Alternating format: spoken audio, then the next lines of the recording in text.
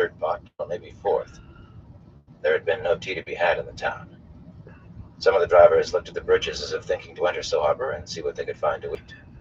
A glance at the dirt-caked people working the winnowing baskets sent them back to dig out their small bags of oatmeal and ground acorn. At least they knew that mix was clean. A few eyed the sacks already loaded on the carts, but the beans needed to be soaked and the grain run through the large hand mills that had been left back in the camp, and that was after the cooks picked out as many more weevils as they thought men could not stomach eating. Baron had no appetite, not for the cleanest bread. But he was drinking what passed for tea from a battered tin cup when Lation found him. The Carianan did not actually come to him. Instead, the short man in the striped dark coat rode slowly past the small fire where Perrin was standing and reined in with a frown a little upslope. Dismounting, Lation lifted his gelding's near forehoof and frowned at it. Of course, he did look up twice to see whether Perrin was coming.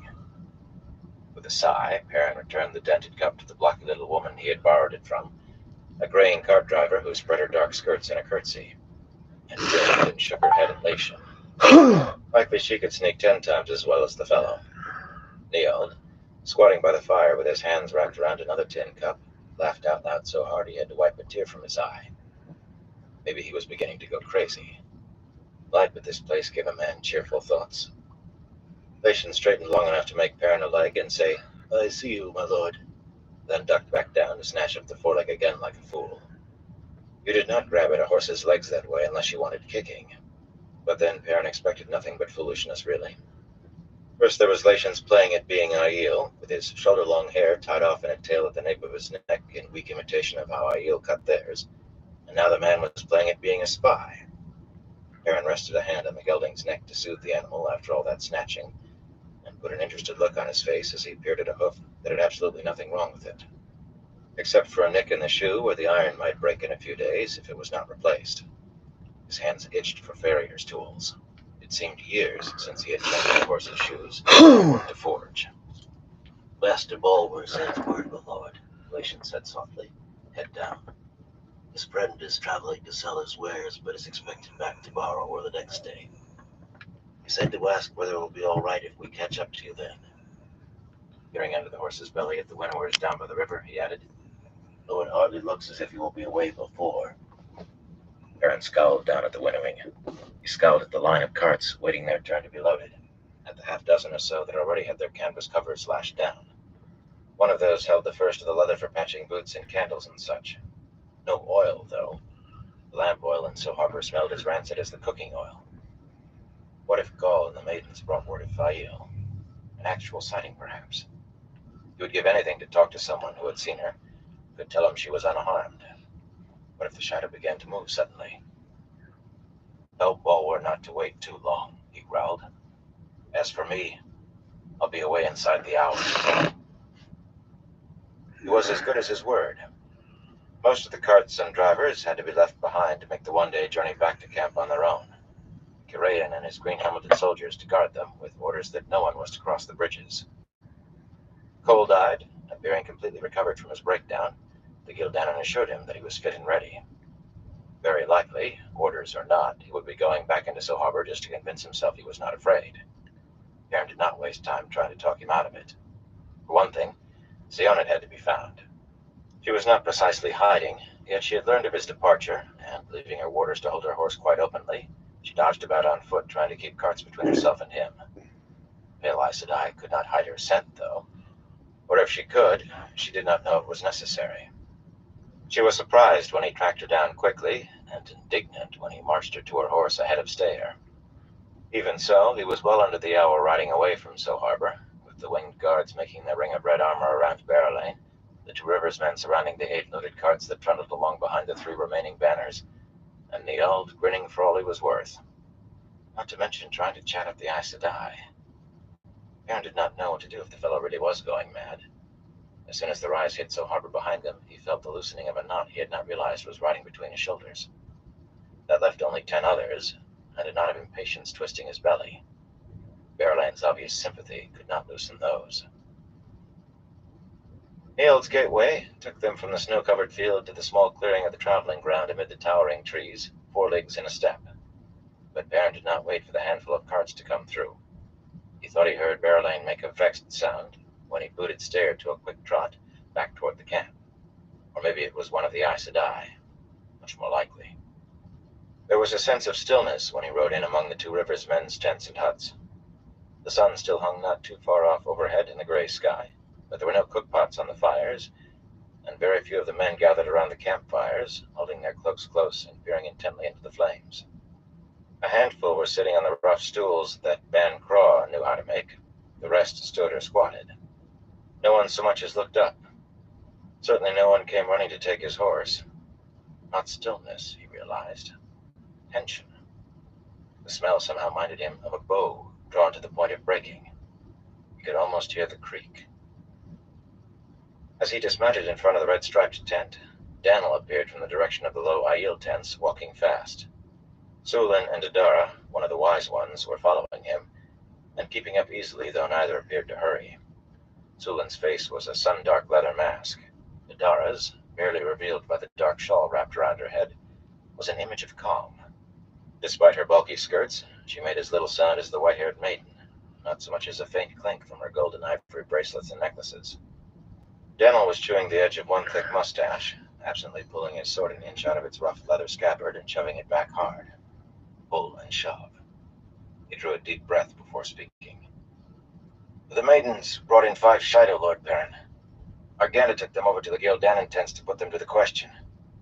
Massima's with them. Perrin brushed aside Massima's presence inside the camp. Why did you let Arganda take them? He asked Adara. Daniel could not have stopped it, but the wise ones were a different proposition. Adara appeared not much older than Perrin, yet her cool blue eyes seemed to have seen far more than he ever would. She folded her arms beneath her breasts in a rattle of bracelets, and with a touch of impatience. Even Shido know how to embrace pain, Perrin Ebara. It will take days to bring any of them to talk, and there seemed no reason to wait. If Adara's eyes were cool, Sulin's were blue ice. My spear sisters and I could have done it faster ourselves, a little, but Denel Lewin said you wanted no blows struck.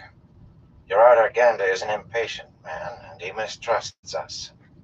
She sounded as though she would have spat if she were not Aiel. You may not learn much in any case. They are stone dogs. They will yield slowly, and as little as possible. In this, it is always necessary to put together a little from one with a little from another to make a picture. Embrace pain. There had to be pain when you put a man to the question. He had not let that thought form in his head before this. But to get Fail back... Have somebody rub Stayer down, he said roughly, thrusting the reins at Daniel. The Gildanan portion of the camp could not have been more different from the rude shelters and haphazardly placed tents of the Two Rivers men.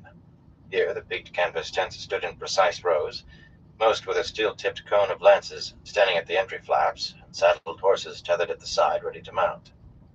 The flicking of the horses' tails and the long streamers in the lances lifting on a cold breeze were the only disordered things to be seen. The paths between the tents were all the same width, and a straight line could have been drawn through the rows of cook fires. Even the creases in the canvas, from where the tents had been folded away at the bottom of carts until the snows came, made straight lines. All orderly and neat. A smell of oatmeal porridge and boiled acorn hung in the air, and some green-coated men were scraping the last of the midday meal from their tin plates with their fingers. Others were already scouring out the cookpots. None showed any sign of tension. They were just eating and doing chores with about equal pleasure. It was something that had to be done. A large knot of men stood gathered in a ring near the sharpened sticks that marked the outer edge of the camp. No more than half wore the green coats and burnished breastplates of Gildanan lancers. Some of the others carried lances or had swords belted over their rumpled coats. Those ranged from fine silk or good wool to the pickings of a rag bag, but none could be called clean except in comparison to So Harbor. You could always tell Massima's men, even from the back. Another smell came to him as he approached the circle of men. The smell of meat roasting, and there was a muffled sound that he tried not to hear. When he began pushing his way through, the soldiers looked around at him and gave way grudgingly. Massima's men started back, muttering about yellow eyes and shadow spawn. Either way, he gained passage to the front. 4 tall men, Red-haired or pale in the gray and brown cotton sore, they bound at their wrists, lashed to their ankles and the small of their backs, stout lengths of branch tied behind their knees and elbows. Their faces were battered and bruised, and they had wadded rags tied between their teeth. The fifth man was naked, staked out between four stout pegs driven into the ground, and stretched so tight his sinews stood out. He thrashed as much as his binding allowed, though, and howled into the rags, stuffing his mouth, a muffled bellow of agony. Hot coals made a small cluster on his belly, giving off a faint smoke. It was the smell of blistering flesh that Perrin's nose had caught. The coals clung to the stretched man's skin, and every time his writhing managed to throw one off, a grinning fellow in a filthy green silk coat, squatting beside him, used a pair of tongs to replace it with another from a potful, melting a circle of mud in the ground. Perrin knew him.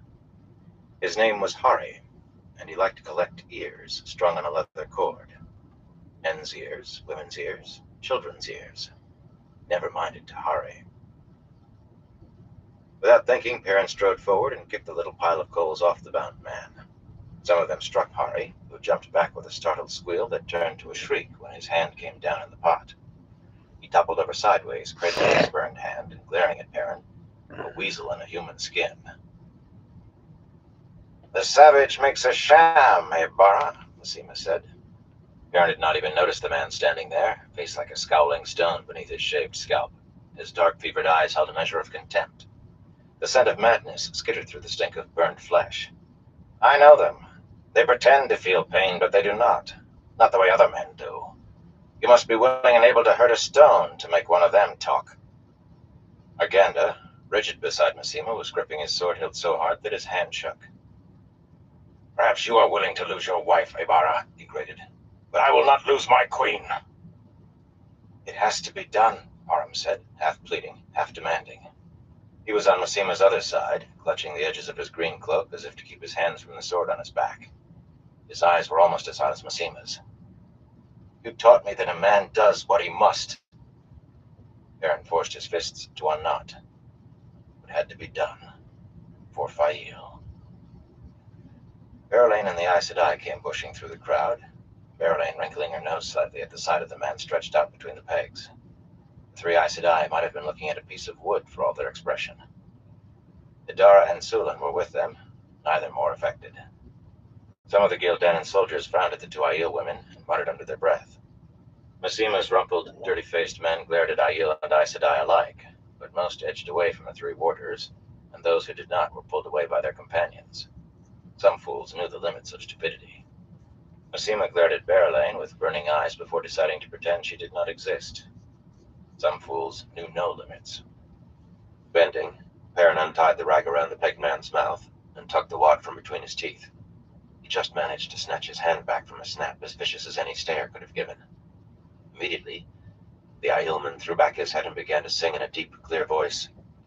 "Wash the spears while the sun climbs high. Wash the spears Hey, while Oscar, the sun how you falls doing? low. Wash the spears who fear to die. Wash the spears, no one I know." Masima's laughter rose in the middle of the singing. Perrin's hackles rose too. Let me He had load never this heard real Masima quick. laugh before. It was not a pleasant sound. He did not want to lose a finger, so he pulled his axe out of its belt loop and carefully used the top of the axe head against the man's chin to push his mouth shut. Eyes the color of sky looked up at him out of a sun-dark face, unafraid. The man smiled. "I don't ask you to betray your people," Perrin said. His throat hurt with the effort of keeping his voice steady. "You shadow-captured some women. All I want to know is how to get them back. One is named Fail. She's as tall as one of your women, with dark tilted eyes, a strong nose, and a bold mouth. A beautiful woman. You'd remember her if you had seen her. Have you?" Pulling the axe away, he straightened. The shadow stared at him for a moment, then raised his head and began to sing again, never taking his eyes from Perrin. It was a jolly song, with the rollicking sound of a dance. "I once met a man who was far from home. His eyes were yellow and his wits were stone. He asked me to hold smoke in my hand, and he said he could show me a watery land. He put his head in the ground and his feet in the air, and said he could dance like a woman fair. He said he could stand till he turned to stone. When I blinked my eyes, he was gone."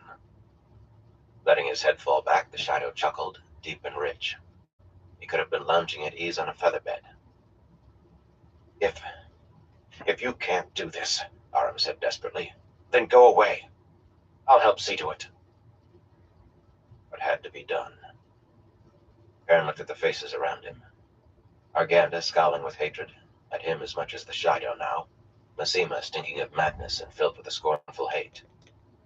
You must be willing and able to hurt a stone. Idara, her face as unreadable as the Aes Sedai's, arms folded calmly beneath her breasts. Even Shido know how to embrace pain. It will take days. Sulin, the scar across her cheek still pale on her leathery skin, her gaze level and her scent implacable. They will yield slowly and as little as possible. Barrelane, smelling of judgment, who had sentenced men to death and never lost a night's sleep. What had to be done? Willing and able to hurt a stone. Embrace the pain. O light, Fail. The axe was as white as a feather rising in his hand, down like a hammer on the anvil, the heavy blade shearing into his left wrist. He grunted in pain, then reared up convulsively with a snarl, deliberately spraying the blood that gouted from his wrist across Perrin's face. Heal him, Perrin said to the Aes Sedai, stepping back. He did not try to wipe his face. The blood was seeping into his beard. He felt hollow. He might lift the axe again if he had to for his life. Are you mad? Masuri said angrily. We cannot give the man back his hand. I said heal him, he growled. Sionid was already moving, though, lifting her skirts to glide across the ground and kneel at the man's head. He was biting at his severed wrist, trying futilely to stem the flow of blood with the pressure of his teeth. But there was no fear in his eyes, or in his smell. None. Sionid gripped the Shidow's head, and suddenly he convulsed again, flinging his arm out wildly. The spray of blood dwindled as he jerked, and was gone before he slumped back to the ground, gray-faced. Unsteadily, he raised his hand with his left arm to look at the scar that covered the end. If there was a scar, Perrin could not see it. The man bared teeth at him. He still did not smell afraid. Sionid slumped too, as if she had strained it to her limit. Alhara and Winter took a step forward, and she waved them away, rising by herself with a heavy sigh. I've been told you can hold out for days and still say next to nothing, Perrin said. His voice sounded too loud in his ears. I don't have time for you to show how tough you are, or how brave. I know you're brave and tough, but my wife's been a prisoner too long. You'll be separated and asked about some women, whether you've seen them and where. That's all I want to know. There'll be no hot coals or anything else, just questions. But if anybody refuses to answer, or if your answers are too different, then everybody loses something. He was surprised to find that he could lift the axe after all. The blade was smeared with red. 2 hands and 2 feet, he said coldly. Light, he sounded like ice. He felt like ice to his bones. That means you get 4 chances to answer the same. And if you all hold out, I still won't kill you. I'll find a village to leave you in. Some place that will let you beg. Somewhere the boys will toss a coin to the fierce Aielman with no hands or feet. You think on it, and decide whether it's worth keeping my wife from me. Even Masima was staring at him as if he had never seen the man standing there with an axe. When he turned to go, Masima's men and the Gildanan alike parted in front of him as though to let a whole fist of Trollocs through. He found the hedge of sharpened stakes in front of him, and the forest 100 paces or so beyond. But he did not change direction. Carrying the axe, he walked until huge trees surrounded him, and the smell of the camp was left behind. Hey, Scott, how you doing? He carried with him. Good to see you. There was no running from that. He could not have said how long he walked through the snow. He barely noticed the sharpening slant of the bars of light that sliced the shadows beneath the forest canopy. The blood was thick on his face, in his beard, beginning to dry. How many times had he said he would do anything to get Fail back? The man did what he had to. For Fail, anything. Abruptly, he raised the axe behind his head in both hands and hurled it as hard as he could. It spun end over end and slammed into the thick trunk of an oak with a solid thunk. Letting out a breath that seemed locked in his lungs, he sank down on a rough stone outcrop that stuck up as high and as broad as a bench, and put his elbows on his knees. "You can show yourself now, Elias," he said wearily. "I can smell you there." The other man stepped lightly out of the shadows, yellow eyes glowing faintly beneath the wide brim of his hat. The Aiel were noisy compared to him. Adjusting his long knife, he took a seat beside Perrin on the outcrop, but for a time he merely sat combing his fingers through the gray-streaked beard that fanned across his chest. He nodded toward the axe stuck in the side of the oak. "I told you once to keep that till you got to like using it too much. Did you start liking it? Back there?" Perrin shook his head hard. "No, not that. But what, boy? I think you almost have Massima scared. Only you smell scared, too." "About time he was scared of something," Perrin muttered, shrugging uncomfortably. Some things were hard to give voice. Maybe it was time to, though. The axe. I didn't notice it the first time, only looking back. That was the night I met Gaul, and the White Cloaks tried to kill us. Later, fighting Trollocs in the Two Rivers, I wasn't sure. But then at Dumais Wells, I was. I'm afraid in a battle, Elias. Afraid and sad, because maybe I'll never see Fail again. His heart clenched until his chest hurt. Fail. Only, I've heard Grady and Nield talk about how it is holding the One Power. They say they feel more alive. I'm too frightened to spit in a battle, but I feel more alive than any time except when I'm holding Fail. I don't think I could stand it if I came to feel that way about what I just did back there. I don't think Fail would have me back if I came to that." Elias snorted. "I don't think you have that in you, boy. Listen, danger takes different ways. Some are cold, but you never struck the thing. It eats your blood. Stands to reason it heightens your senses too. Makes you aware. Maybe you'll die in a few minutes, maybe in a heartbeat.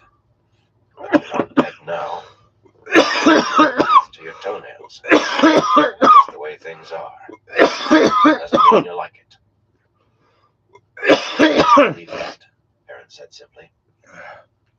"Live as long as I have," Elias replied in a dry voice, "and you'll believe.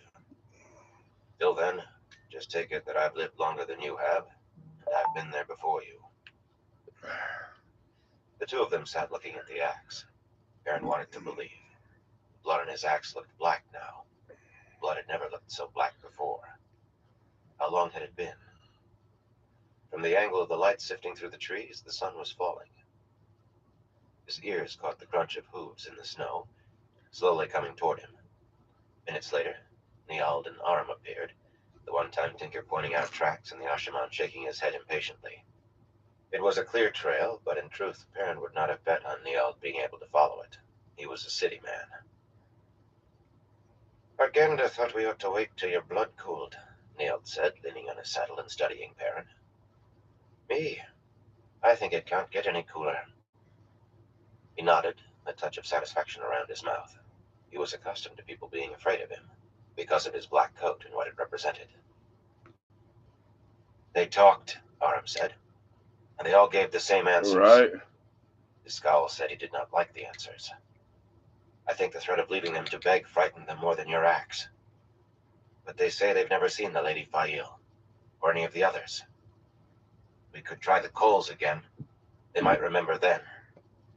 Did he sound eager? Find Fail or to use the coals? Elias grimaced. "They'll just give you back the answers you've already given them now. Tell you what you want to hear. It was a small chance anyway. There's thousands of Shido and thousands of prisoners. A man could live his whole life among that many people and never meet more than a few hundred to remember. And we have to kill them," Aram said grimly. "Sulan said the maidens made sure to take them when they had no weapons so they could be questioned. They won't just settle down to be Gaishain. If even one escapes, he can let the Shido know we're here. Then they'll be coming after us." Perrin's joints felt rusted, aching as he stood up. He could not just let the Shido go. "They can be guarded, Aram. Haste had almost lost him Fail completely, and he had been hasty again. Hasty. Such a mild word for cutting off a man's hand, and to no purpose.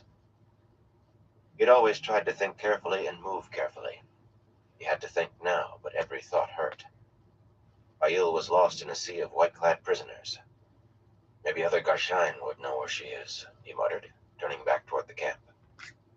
How to put his hands on any of the Shido's Gashain? They were never allowed outside the camp except under guard.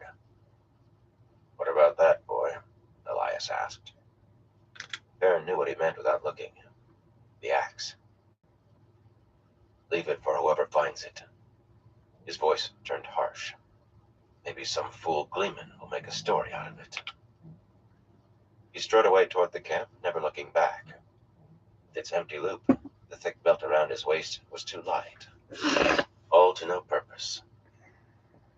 3 days later, the carts returned from So Harbor, heavy laden, and Bulwer entered Perrin's tent with a tall, unshaven man wearing a dirty woolen coat, much better cared for. At first, Perrin did not recognize him behind an untrimmed month's growth of beard. Then he caught the man's scent. I never expected to see you again, he said. Bulwer blinked, as much as a gasp of startlement from anyone else. Doubtless the bird-like little man had been looking forward to presenting a surprise. I've been searching for Megden, Talonvor said roughly. But the Shido moved faster than I could. Master Bulwer says you know where she is. Bulwer gave the younger man a sharp look, but his voice remained as dry and emotionless as his scent. Master You have to load it one more reached time. So Harbor just before I left, my lord. It was the merest chance that I encountered him, but perhaps a fortunate chance. He may have some allies for you. I will let him tell it. Talonvor frowned at his boots and said nothing. Allies? Perrin prompted. Nothing less than an army would be much use, but I'll take any aid you can bring. Talonvor looked at Bulwer, who returned a half-bow and a blandly encouraging smile. The unshaven man drew a deep breath. 15,000 Shonchan, near enough. Most are Terrabonners, actually, but they ride under Shonchan banners.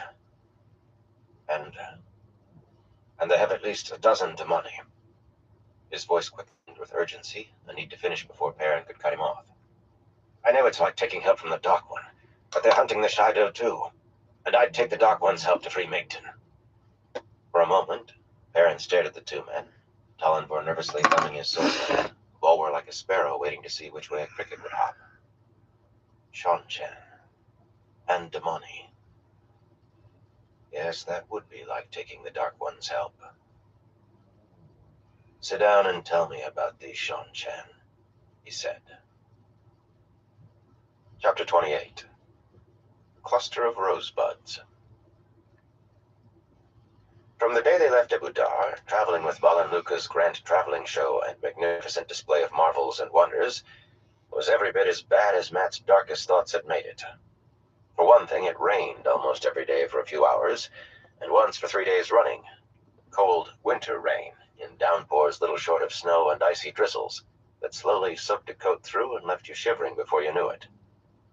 Water ran off the hard road as if it had been paved in stone, leaving at worst a thin slick of mud, but that long train of wagons and horses and people covered little enough ground when the sun shone.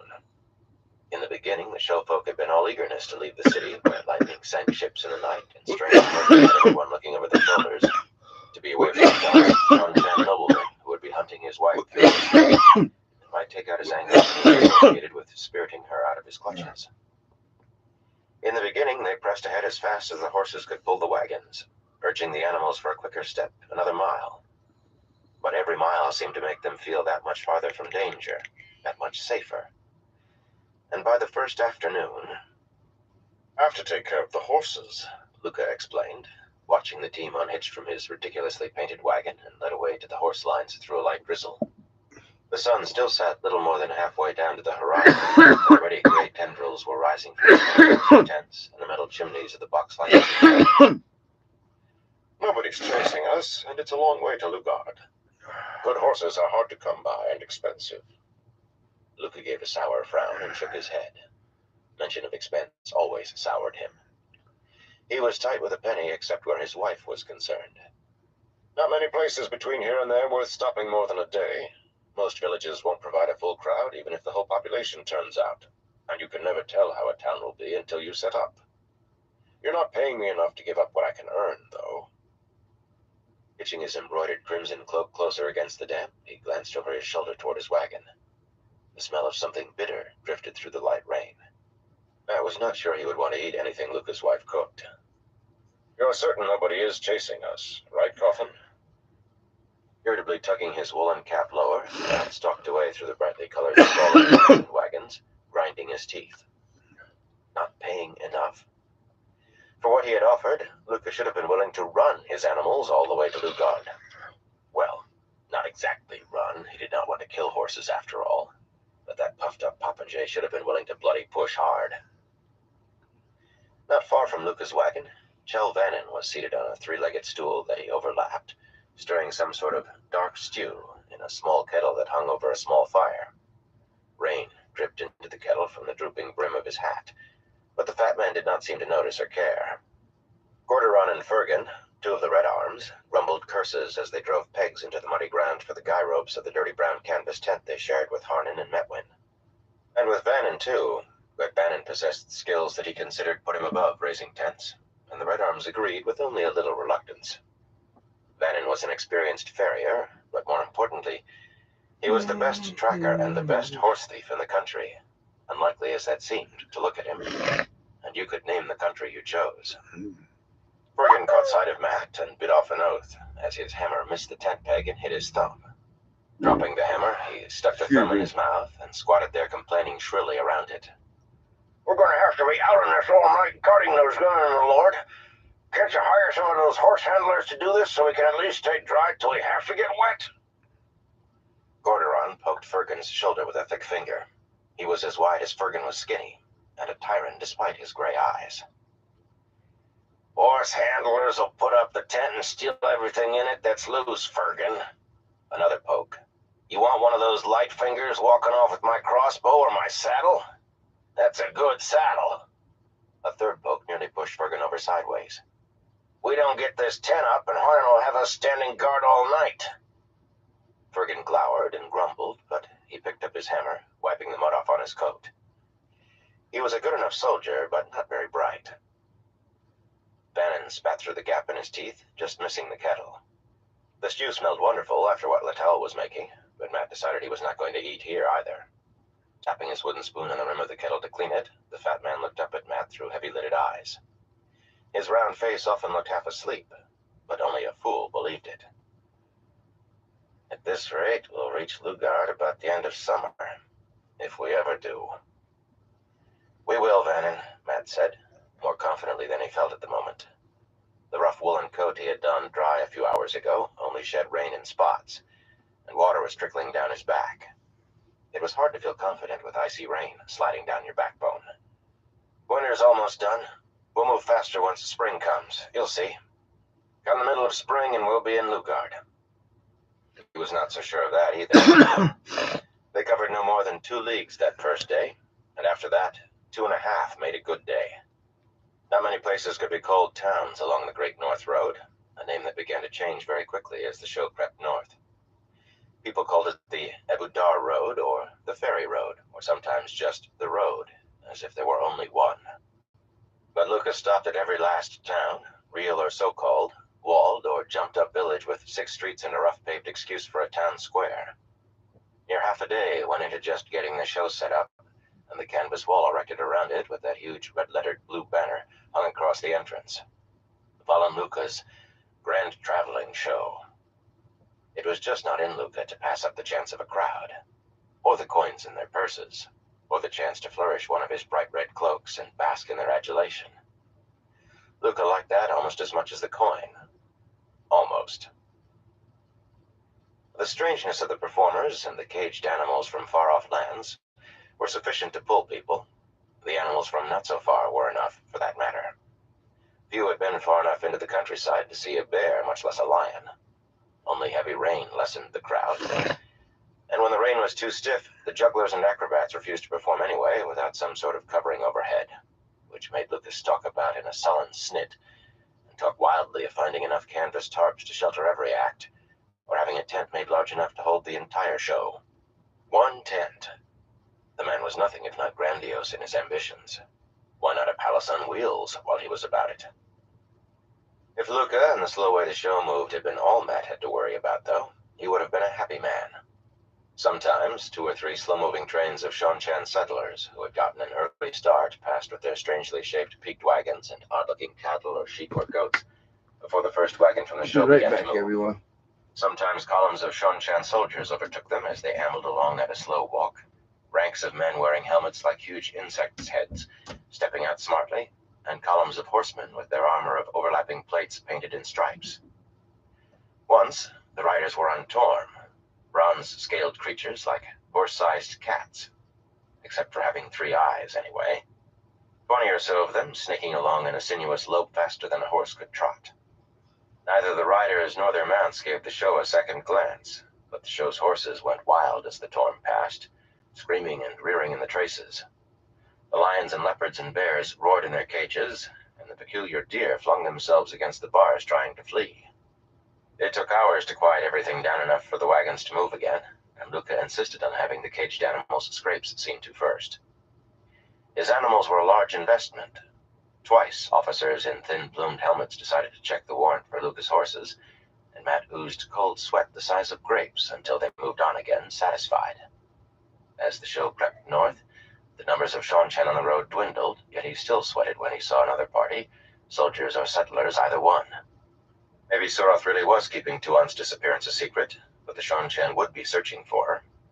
All it would take was one meddlesome officer who actually compared the numbers on the warrant with the number of horses. He would search the wagons with a fine-tooth comb after that for certain. Just one officious Suldam who thought there might be a woman who could channel among the jugglers and tumblers and contortionists. He sweated plums. Unfortunately, not everyone had a proper regard for their own skins. Outside a fly-speck village called Wiesen, a thatch-roofed little cluster of houses where not even Luca thought 2 coppers could be shaken loose, Matt stood with a heavy woolen cloak pulled around him in a driving rain and watched the 3 Aes Sedai steal back into the show as the sun set. Thunder boomed in the distance. They were swathed in dark cloaks with the hoods well up, yet he had no doubts who they were. In the downpour, they passed within 10 feet without seeing him, but the silver medallion hanging beneath his shirt went cold against his chest. At least one of them was channeling, or holding the power anyway. Burn him, they were all 3 mad as loons. No sooner did the Aes Sedai vanish among the wagons and tents than 3 more cloaked shapes appeared, hurrying after them. One of these women had a sharper eye, raising a hand to point at him, but the others only paused, and then they scurried after the Aes Sedai together. He started to curse, then left it unuttered. He was beyond that. If he named the people he wanted wandering around where a Shanchan patrol might see them, the Aes Sedai and the Suldam would come about, even with Tuan and Selucia. "I wonder what they want," Noel said behind him, and Matt gave a jump that let a torrent of rain into his cowl and down his neck. He wished the knobbly old man would quit sneaking up on him. "I intend to find out," he muttered, jerking his cloak straight. He hardly knew why he bothered. His coat was only a little damp, but his linen shirt was already soaked. Oddly enough, Noel was no longer with him when he reached the gray-streaked wagon with its fading whitewash where the Aes Sedai and Suldam slept. The man liked sticking his nose in everywhere. Maybe he had decided he was wet enough. Blarick and Finn were already wrapped in their blankets beneath the wagon, apparently oblivious to rain or mud, but he would not have wagered on either being asleep. Indeed, one sat up as he squelched up to the wagon. Whichever it was, he said nothing, yet Matt could feel the man's eyes. He did not hesitate, though, and he did not bother with knocking. The interior was crowded with all 6 women on their feet, dripping cloaks still in hand. 2 lamps, mounted in gimbals on the walls, gave a good light, better than he could have wished for in a way. 6 faces swiveled toward him with those frozen looks women gave a man when he put a foot where they did not want it. The air in the wagon smelled of damp wool and felt as if lightning had just struck, or might at any moment. Rain drummed on the roof and thunder rolled, but the foxhead medallion felt no cooler than any other piece of silver. Maybe Blarick and Finn had let him come inside thinking he would get his head snapped off. Maybe they just wanted to stay out of this themselves. But then, a warder was ready to die if his Aes Sedai decided it was necessary. Not Matt Cawthon. He pushed the door shut with his hip. It hardly gave him a twinge anymore. Seldom, anyway. When he challenged them, Edicina fiercely, shaking out the black hair that spilled down her back. I am grateful to you for rescuing me from the Shan-Chan, Master Cawthon, and I will show my gratitude. But there are limits. I am not your servant to be ordered about. There were no Shan-Chan in the village, and we kept our faces hidden. There was no need to send your watchdogs after us. The look she shot at the 3 Shan-Chan women could have fried eggs. Edicina was being over-nervous about anyone with a Shan-Chan accent. She wanted some of her own back, and the Suldam were close to hand. Matt was counting on that fabled Aes Sedai self-control to keep matters short of violence. He hoped it was not already stretched too far to hold. Those old memories recalled Aes Sedai going up like illuminators' wares. Bethamin's dark face showed no sign of alarm. She had finished shaking out her cloak and hanging it on a peg while Edicina was speaking, then smoothed her dress over her hips. Tonight she wore faded green petticoats. She complained that the Abu Dari garment was indecent, and he supposed that he would have to find her something else now they were away from the coast, but she did fill out that very low neckline nicely. She sounded too much like a mother for his taste, though. They did keep their faces hidden, my lord, she drawled, and they stayed together. No one tried to sneak off. Very well behaved, all in all. A mother praising her children, or maybe a dog trainer praising the dogs. Yellow-haired Sita nodded approvingly. Definitely a dog trainer.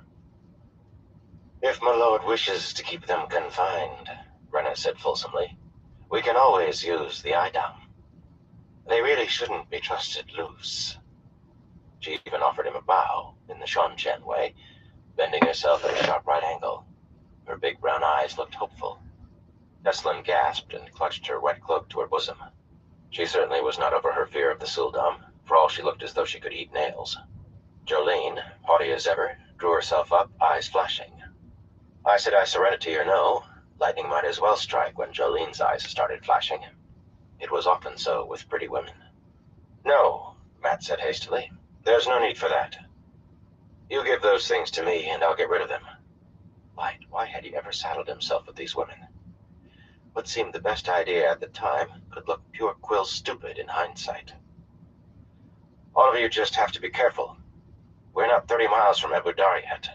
The roads are full of bloody Shan-Chan. He gave an apologetic look to the 3 Shan-Chan women.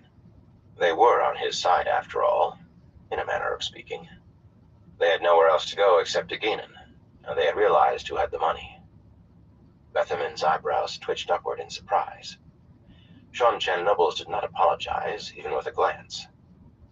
Shan-Chan soldiers did pass through the village yesterday, Teslin said, her Ilianer accent particularly strong. Jolene's flashing eyes shifted to her, but she took no notice beyond turning away to hang up her own cloak. They did ask questions about strangers on the road, and some did complain about being sent north. Teslin glanced over her shoulder at the Suldam, then jerked her eyes away and took a deep breath. It does seem the return be aimed east. The soldiers did believe the ever-victorious army will present Ilian to their empress before the end of spring. The city itself, and all the rest.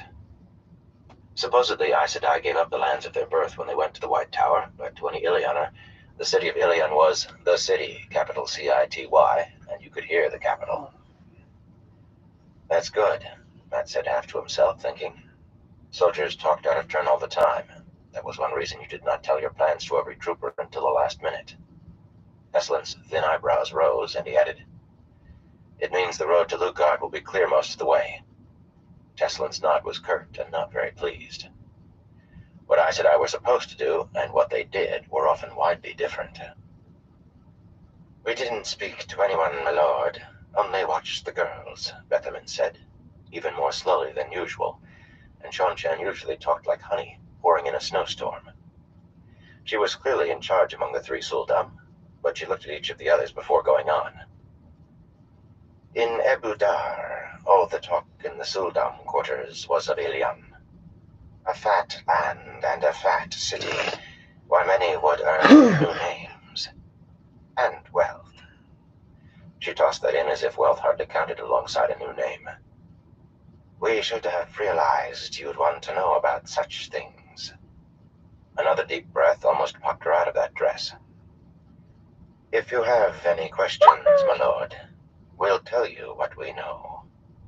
Rena made him another bow, her face eager, and Sita piped up with, We could listen in the towns and villages where we stop too, my lord.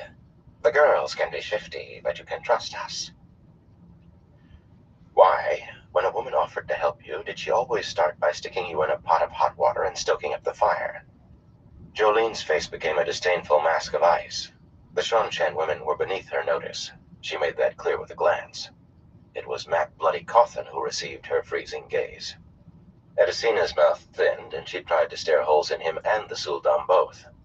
Even Teslin managed indignation. She was grateful for rescue too, but she was Aes Sedai, and she directed her frown at him. He suspected she would jump like a startled frog if one of the Suldam clapped her hands. What I want, he explained patiently, is for all of you to stay with the wagons. You had to be patient with women, including Aes Sedai. He was bloody well learning that by heart. One whisper there's an Aes Sedai with this show, and we'll be hip-deep in Shanshan hunting for her. Rumors of Shanshan with the show won't serve us any better. Either way, somebody will come to find out what's behind it sooner or later, and we'll all be in the pickling kettle. Don't flaunt yourselves. You need to stay low till we get closer to Lugard. That isn't so much to ask now, is it? Lightning lit up the wagon's windows with a blue flash, and thunder crashed overhead so close it rattled the wagon. It was too much to ask, apparently, as the days wore on. Oh, the Aes Sedai kept their hoods well up when they went outside. The rain gave enough excuse for that. The rain and the cold. But one or another rode on the wagon seat as often as not, and they made no real effort to pass as servants around the showfolk. Not that they admitted who they were, of course, or ordered anyone about, or even spoke to anyone much besides each other. But what servant clearly expected people to move out of her way? They went into the villages, too, and sometimes the towns, as if they were sure there were no Shanshan there. When an Aes Sedai was sure of something, it had to be true. Twice they came scurrying back when they found a town half full of settlers on their way north. They told him what they learned on their visits. He thought they did. Teslin did seem grateful after an Aes Sedai fashion, and Edicina after a fashion. Despite their differences, Jolene, Teslin, and Edicina stuck together like herded geese. If you saw one, you saw all three. Likely that was because when you saw them taking a stroll, all neatly cloaked and hidden as they were, a minute later Bethamin and Rena and Sita appeared trailing after them. Oh, so casually, but never letting the girls out of sight. The goose herds. A blind man could see there was tension between the two groups of women. A blind man could see none of them were servants. The Suldam had held respected positions of authority, and they moved almost as arrogantly as the Aes Sedai. He was stuck with the story, though. Bethamin and the other two were as leery of other Shanshan as the Aes Sedai were. Yet they also followed the Aes Sedai when they went into a village or town, and Bethamin always reported the tidbits they had picked up by eavesdropping, with Rena wearing an ingratiating smile and Sita chirping in that the girls had missed this or that, or claimed not to have heard. You could never be sure with someone who had the audacity to call herself Aes Sedai. Maybe he should reconsider having them leashed, just till everything was safe. Their tales really were not that different from what the sisters told him.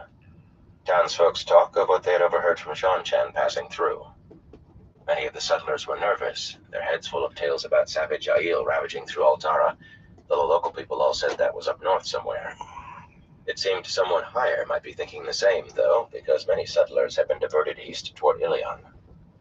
An alliance had been concluded with someone powerful who was expected to give the High Lady Suroth access to many lands. The women refused to be convinced that they need not listen for rumors. They never quite got around to handing over the Idam either. In truth, those silvery leashes and the three Suldam were the only real lever he had with the Aes Sedai. Gratitude. From an Aes Sedai? Ha! Not that he really thought about putting those collars on the sisters again. Not often, anyway. He was well and truly stuck. He truly did have no need of what the Suldam and Aes Sedai learned. He had better sources, people he trusted. Well, he trusted Tom, when the white-haired gleeman could be routed out from playing snakes and foxes with Oliver, or mooning over a much-creased letter he carried tucked in the breast of his coat. Tom could walk into a common room, tell a story, maybe juggle a bit, and walk out knowing what was in the head of every man there. Matt trusted Julian, too. He did almost as Clean well that as Tom mouthpiece without off. juggling or storytelling. But Julian always Because insisted that on taking mouthpiece Thera has with a him, demurely clutching screen his on arm it. as they strolled into a town. "You get her used to freedom again," the man said. She smiled up at Julian, those big eyes shining darkly, that full little mouth asking to be kissed. Maybe she had been Panarch of Terabon, the way And that's an Julian and empty Tom bowl. claimed, but Matt was beginning to doubt it. He had heard some of the contortionists joking about how the Terabonner serving girl was wearing the tyrant thief catcher out till he could barely walk. Panarch or serving girl, though, Thera still started to kneel any time she heard a drawling accent. Matt figured that any Sean Chen who asked her a question would get everything she knew, beginning with Julian Sandar and ending with which wagon the Aes Sedai were in, all answers delivered from her knees. Thera was a bigger danger than Aes Sedai and Sildam put together, in his book. Julian bridled at the slightest suggestion his woman might be unreliable, though, and spun his bamboo staff as if he was considering cracking Matt's head for him. There was no solution, but Matt found a stopgap, a way to get a little warning if the worst occurred. "Of course I can follow them," Noel said, with a gap-toothed grin that said it would be child's play. Laying a gnarled finger alongside his bent nose, he slipped the other knobbly hand beneath his coat, where he kept his knives. "Are you sure it wouldn't be better just to make sure she can't talk to anyone? Just a suggestion, lad. If you say not, then not." Matt most emphatically said not. He had killed one woman in his life, and left another to be butchered. He was not going to add a third to his soul. "It seems Suroth might have made an alliance with some king," Julian reported with a smile over a cup of mulled wine. At least Thera seemed to be making him smile more. She huddled beside Julian's stool, in their cramped tent, her head lying on his lap, and he stroked her hair softly with his free hand. "At least there's considerable talk of some powerful new ally, and those settlers are all frightened out of their wits by Aiel." "Most of the settlers seem to have been sent east," Tom said, peering sadly into his cup. As Julian grew happier day by day, he seemed to grow sadder. Noel was outshadowing Julian and Thera, and Lopen and Narim were sitting cross-legged at the back of the tent. But the two Karian and serving men had their mending baskets out, and were examining Matt's good coats from Abu Dar for any repairs they thought necessary, so the small tent still seemed crowded. "And a great many soldiers, too," Tom went on. "Everything says they're going to fall on Ilion like a hammer." Well, at least he knew he was hearing the unvarnished truth when he heard it from them. No Aes Sedai spinning words in their heads or Suldam trying to smarm their way into his good graces. Bethamin and Sita had even learned to curtsy. Somehow he felt more comfortable with Rena bending herself double. It seemed honest. Strange, but honest. For himself, town or village, Matt took no more than a quick look around, with his collar turned up and his cap pulled down, before heading back to the show. He seldom wore a cloak. A cloak could make it difficult to use them when he carried tucked about his person. Not that he expected to need them. It was just a prudent precaution. There was no drinking, no dancing, and no gambling. Especially no gambling. The sound of dice rattling on a table in an inn's common room pulled at him, but his sort of luck with dice was bound to be remarked, even if it did not lead to somebody pulling a knife, and in this part of Altara both men and women carried knives tucked behind their belts and were ready to use them. He wanted to pass through unnoticed, so he walked by the dice games, nodded coolly to the tavern maids who smiled at him, and never drank more than a cup of wine, and usually not that. After all, he had work to do back at the show. Work of a sort. He had begun it the very first night after leaving Abu Dar, and a rough job it was. "I need you to go with me," he had said then, pulling open the cupboard built into the side of the wagon beneath his bed. He kept his chest of gold in there, all honestly come by through gambling. As honestly as he could, anyway. The greater part came from one horse race, and his luck was no better than any other man's with horses. For the rest, if a man wanted to toss dice or play at cards or pitch coins, he had to be ready to lose. Doman, seated on the other bed, rubbing a hand over the bristle on his shaved scalp, had learned that lesson. The fellow should have been willing to sleep on the floor like a good Sojin, but in the beginning he had insisted on flipping a coin with Matt each night for the second hand. Eginit got the first, of course. Tossing coins was as easy as dice. as long as the coin did not land on edge, the way it sometimes did for him. But Doman had made the offer, not him. Until Matt had won 4 times straight, and then the 5th night the coin did land on edge, 3 times in a row. They took turn and turnabout now, but it was still Doman's turn for the floor tonight. Finding the smallish wash leather bag he was after, he stuffed it into his coat pocket and straightened, pushing the cupboard shut with his foot. "You have to face her sometime," he said, "and I need you to smooth things over." He needed someone to attract Tuan's ire, someone to make him seem acceptable by comparison. But he could not say that, could he? "You're a Shuan-Chan noble, and you can keep me from putting my boot in my mouth." "Why do you need to smooth things over?" Aginen's drawl was hard as a saw. She stood against the wagon's door with her fists on her hips, blue eyes auguring out from beneath her long black wig.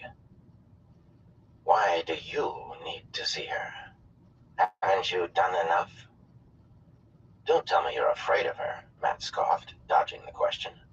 What answer could he give that did not sound insane? "You could tuck her under your arm almost as easily as I could, but I promise not to let her cut your head off or beat you up." "Aginen, do not be afraid of anything, boy," Doman growled protectively.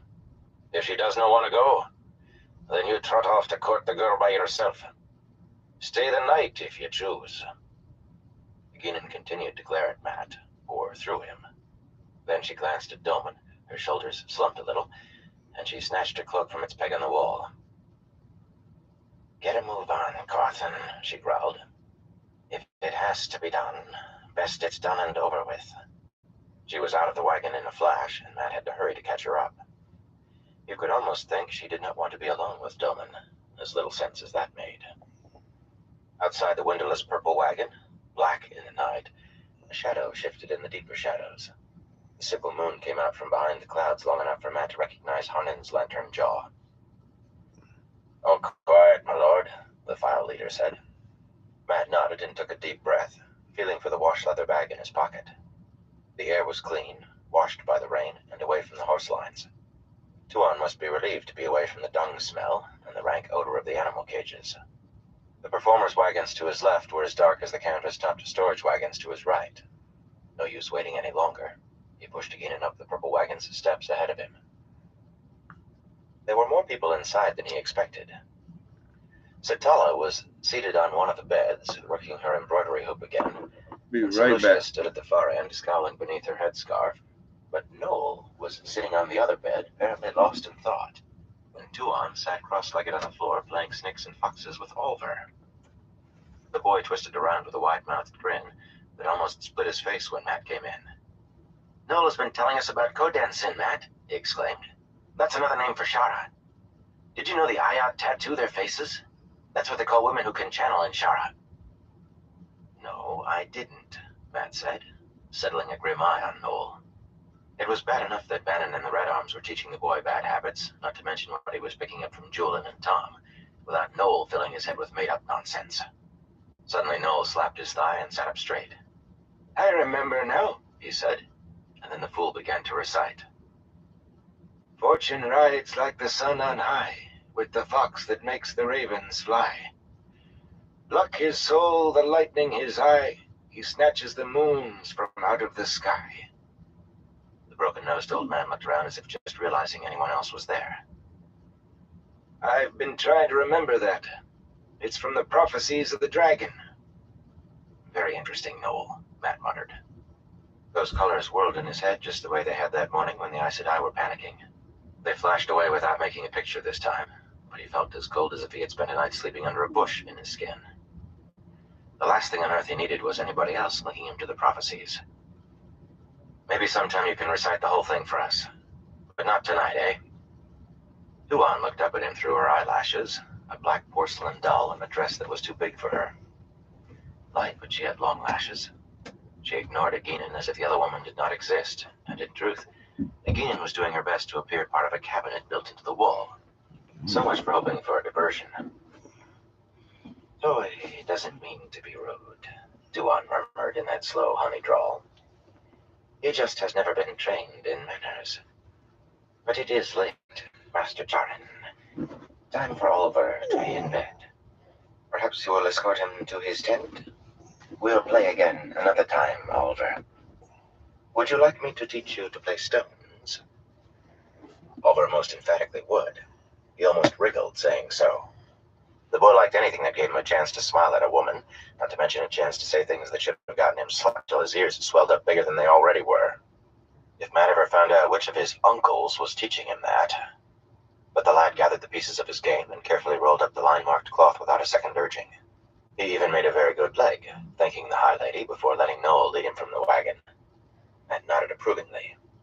He had taught the boy how to make a leg, but the boy usually added a leer for a pretty woman. If he ever found out who... You have a reason for interrupting me, Toy? Duan said in cool tones. It is late, and I was thinking of going to sleep. He made and gave her his best smile. He could be polite, even if she was not. I just wanted to make sure you were all right. These wagons are uncomfortable on the road. And I know you aren't happy with the clothes I could find you. I thought this might make you feel a little better. Fishing a leather bag from his pocket, he presented it with a flourish. Solutia tensed, blue eyes sharpening, but Tuan waggled her slim fingers, and the bosomy maid subsided. A little. Matt liked feisty women by and large, but if she ruined this, he was going to paddle her bottom. He hung on to his smile with an effort, and even managed to ratchet it up a notch. Tuan turned the bag over her hands several times before tying the drawstrings and spilling what it contained into her lap. A heavy necklace of gold and carved amber. An expensive piece, and Shanchan work to boot. He was proud of finding the thing. It had been the property of an acrobat who had it from a Shanchan fancy she caught, but she had been willing to sell now that her officer was left behind. It did not suit her skin, whatever that meant. He smiled and waited. Jewels always softened a woman's heart. No one's reaction was quite what he expected, though. Tuan lifted the necklace in front of her face with both hands, studying it as if she had never seen such a thing before. Solucia's lip curled in a sneer. Satala set her embroidery down on her knees and looked at him, the large golden hoops in her ears as she shook her head. Abruptly, Tuan thrust the necklace back over her shoulder toward Solucia. It does not suit me, she said. Would you like it, Solucia? Matt's smile slipped a little. The cream-skinned woman took the necklace between thumb and forefinger, as if holding a dead rat by the tail. A piece for a shade dancer to wear with her veil, she said wryly. With a twist of her wrist, she hurled the necklace at Aginin, snapping, Put it on. Aginin caught the thing just before it hit her face. Matt's smile slid the rest of the way off his. He expected an explosion, but Aginin immediately fumbled open the clasp and pushed her heavy wig back to fasten it behind her. Her face might have been molded from snow for all the expression on it. Turn, Solucia commanded, and it was a command without any doubt. Let me see. Aginin turned. Stiff as a fence post, but she turned. Satala looked at her intently, with a puzzled shake of her head, then gave Matt a different head shake before returning to her embroidery. Women had as many ways of shaking their heads as they had looks. This one said he was a fool, and if he did not catch the finer nuances, he was just as glad. He did not think he would have liked them. Burn him, he bought a necklace for Tuan, who gave it to Solucia right in front of him, and now it was Aginin's? She came for a new name, Tuan said musingly. What does she call herself? Lyle Wynn, Solucia replied. A fitting name for a shade dancer. Lyle Wynn Shipless, perhaps. Tuan nodded. Lyle Wynn Shipless. Aginin jerked as though every word was a slap. May I withdraw? She asked stiffly, bending in sharp bow. If you want to go, then go, Matt growled.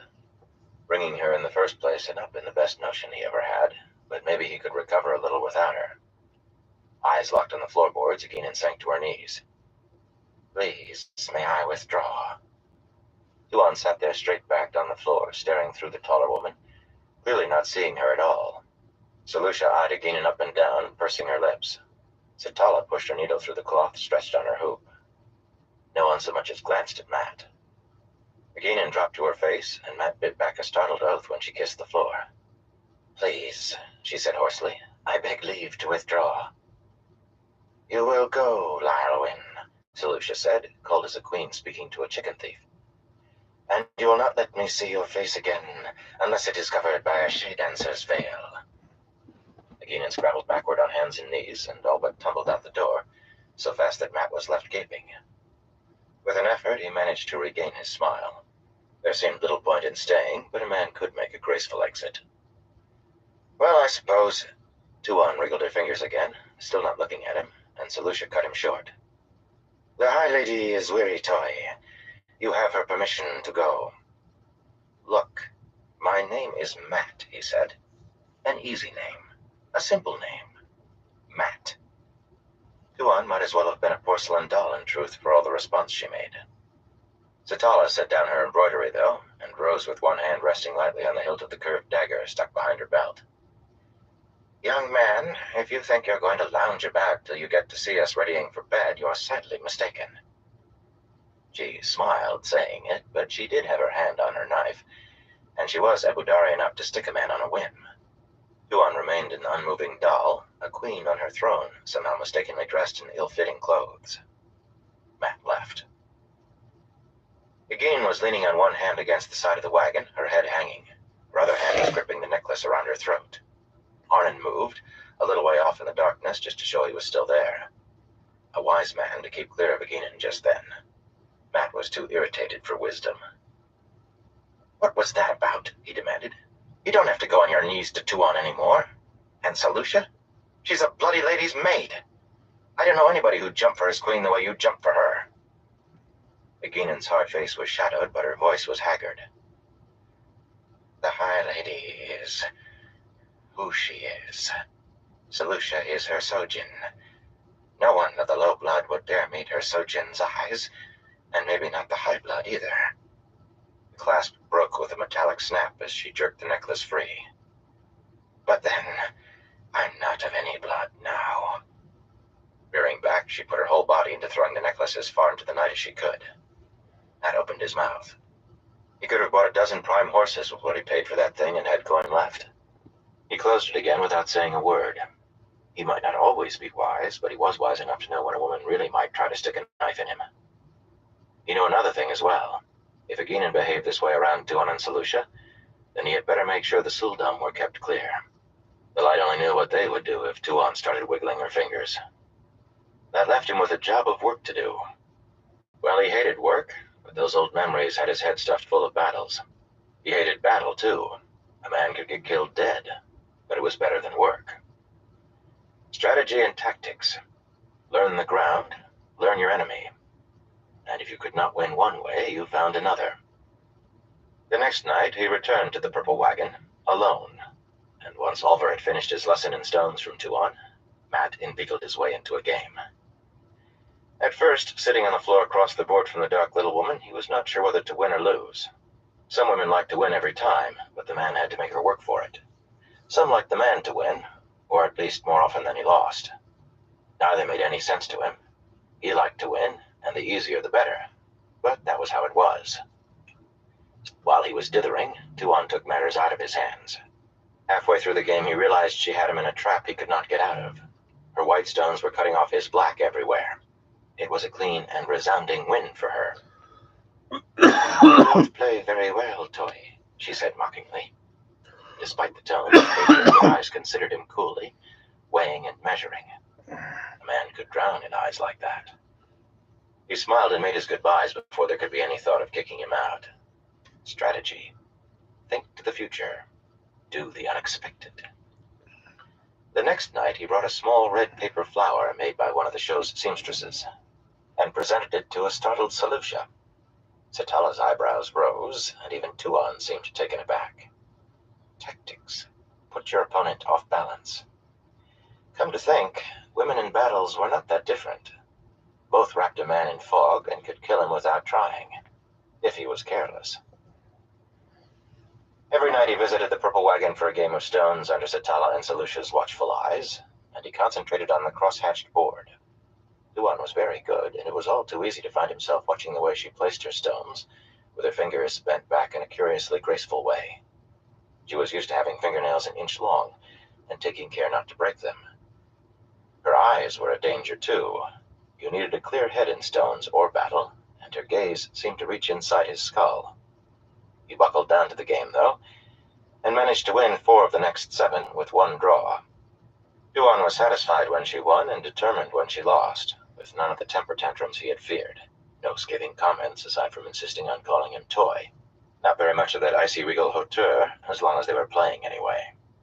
She purely enjoyed the game, laughing exultantly when she pulled him into a trap, laughing in delight when he managed a clever placement to escape. She seemed a different woman once she lost herself in the stones board. The flower sewn from blue linen followed the paper blossom, and 2 days later, a pink silk bloom that spread out as wide as a woman's palm. Both handed to Solutia. Her blue eyes increasingly set in a suspicious frown when they rested on him, but Tuon told her she could keep the flowers, and she stored them away carefully, folded in a linen cloth.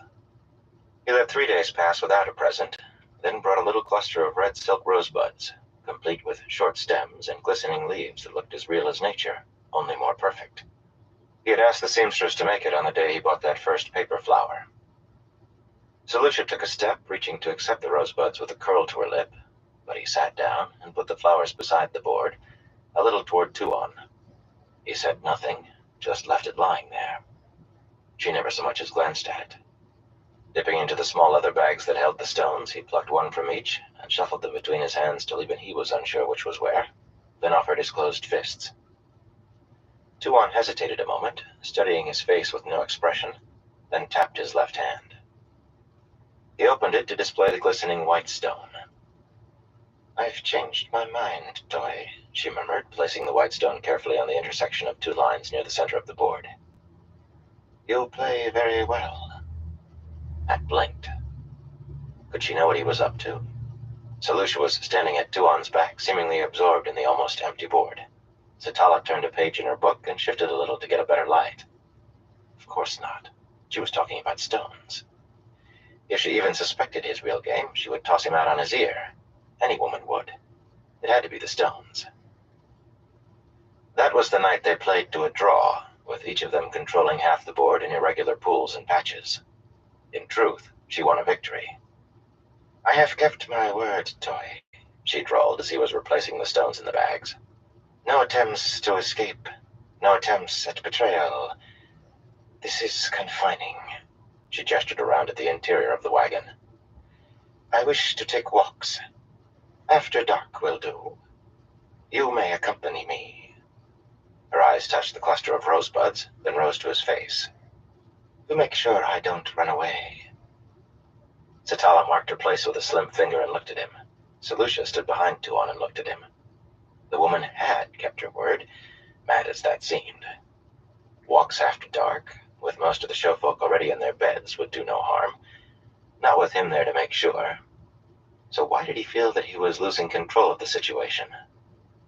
Tuon agreed to go cloaked and hooded, which was something of a relief. The black hair was growing back in on her shaved scalp, but so far it was little more than long fuzz, and unlike Solutia, who very likely slept in her headscarf, Tuon had shown no inclination to cover her head. A child-sized woman, with hair shorter than any man not going bald, would have been remarked even in the night. Satala and Solutia always followed at a little distance in the darkness, the lady's maid to keep a protective eye on her mistress, and Satala to keep an eye on the maid. At least, he thought that was how it was. Sometimes it seemed they were both watching him. The 2 of them were awfully friendly for guard and prisoner. He had overheard Satala cautioning Solutia that he was a rogue with women, a fine thing for her to be saying, and Solutia had calmly replied that her lady would break his arms if he showed any disrespect, just as if they were not prisoners at all. He thought to use these walks to learn a little more about Tuon. She did not talk much over a stones board, but she had a way of ignoring what he asked, or deflecting the subject, usually to him. "The 2 rivers is all forests and farms," he said as they strolled along the main street of the show. Clouds hid the moon, and the colorful wagons were indistinguishable dark shapes, the performers' platforms lining the street merely shadows. "Everybody grows tobacco and raises sheep. My father breeds cows, too, and trades horses, but mostly it's tobacco and sheep from one end to the other." "Your father trades horses," Tuon murmured. "And what do you do, Toy?" He glanced over his shoulder at the 2 women ghosting along 10 paces back. Zatala might not be close enough to hear if he kept his voice down, but he decided to be honest. Besides, the show was dead quiet in the darkness. She might hear, and she knew what he had been doing in Abu Dar. "I'm a gambler," he said. "My father called himself a gambler," Tuan said softly. "He died of a bad wager." "And how are you supposed to find out what that meant?" Another night, walking along a row of animal cages, each one built to fill an entire wagon, he said, "What do you do for fun, Tuan? Just because you enjoy it, aside from playing stones." You could almost feel Selucia bristling at his use of her name from 30 feet away, but Tuan did not seem to mind. He thought she did not. "I train horses and damani," she said, peering into a cage that held a sleeping lion. The animal was only a large shadow, lying on the straw behind the thick bars. Alright, everyone, I'm gonna call into the stream for tonight. I want to thank everyone for stopping by, and everyone continue to stop by. I definitely appreciate all y'all's support. Stay safe, y'all.